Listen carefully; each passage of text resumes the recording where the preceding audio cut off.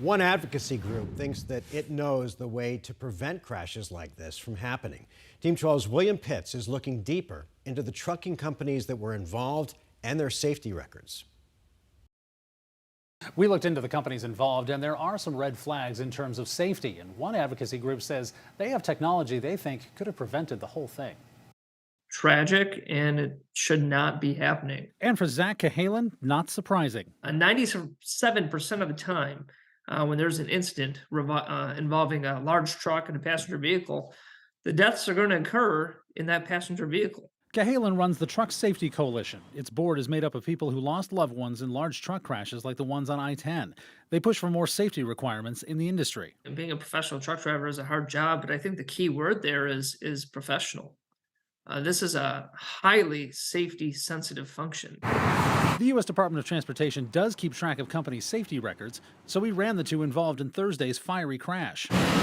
The truck believed to be at fault is marked MBI. We looked that company up in the federal database. They're based in the Chicago area, and they've had 156 crashes nationwide in the last 2 years.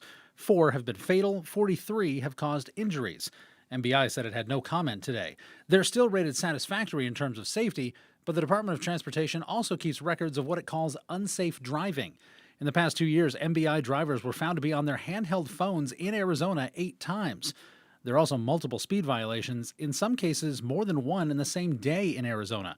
And they've had 26 crashes in Arizona, but only 1 with injuries before Thursday. And that strikes me as highly concerning, beyond the shadow of a doubt. One fatal crash is one too many. The other company involved, the one that was hit from behind, has no crashes on record with the department over the last 2 years. Logiflex did not respond to requests for comment.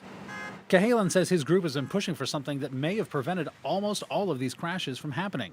Automatic braking, the same thing that's in many new cars that stops you from hitting the car in front of you. At minimum, the severity of the crash would have been much more reduced. As part of the infrastructure bill, Cahalan says it's supposed to be required on new trucks, but not old ones. And while it passed, the rule hasn't been written yet. Cahalan's hopeful that even some sort of automatic braking can prevent more crashes like this. DPS says it's still investigating the crash and the driver for potential distracted driving. So far, no one has been charged. William Pitts, 12 News.